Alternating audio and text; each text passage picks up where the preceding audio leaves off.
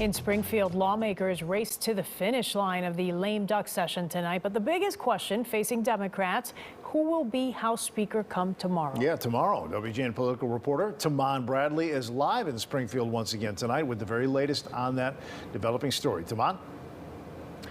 Ray and Lourdes, the race for House Speaker tonight is red hot. There is a growing sense here that Emanuel Chris Welch is the front runner for House Speaker. Democrats publicly are not talking about this, while Republicans go on the attack.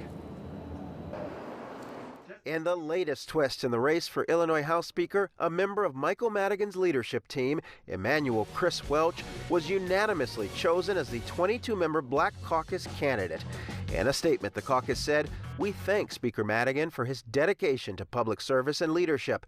We believe that in order to unite our state and party, we need to nominate a leader who will bridge the divide and seek solutions to our urgent issues."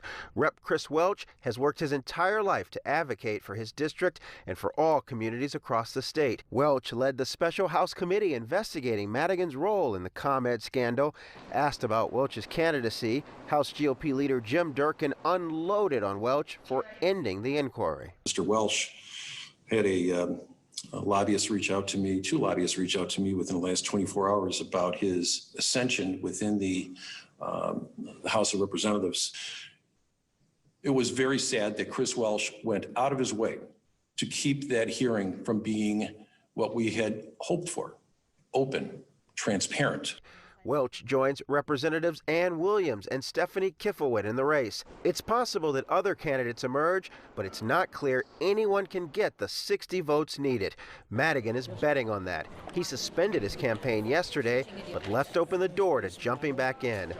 On the legislative front, lawmakers sent Governor Pritzker a bill to raise retirement benefits for Chicago firefighters.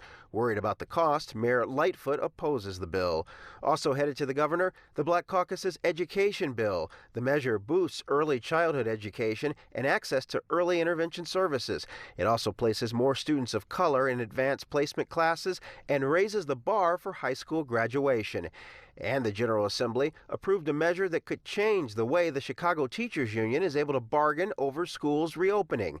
Criminal justice reform is a harder lift. Lawmakers debated the Black Caucus's sweeping overhaul. We have watched our generations snuffed out for the most insignificant of reasons.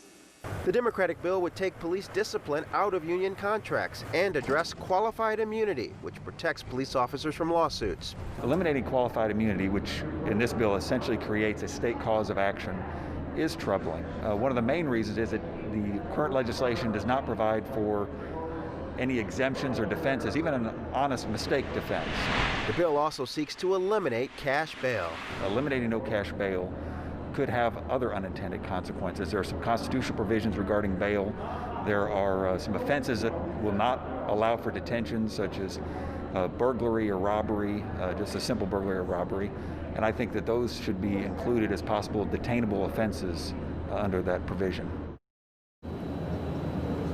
Business here in the House tonight is on hold for some private meetings, maybe some arm twisting.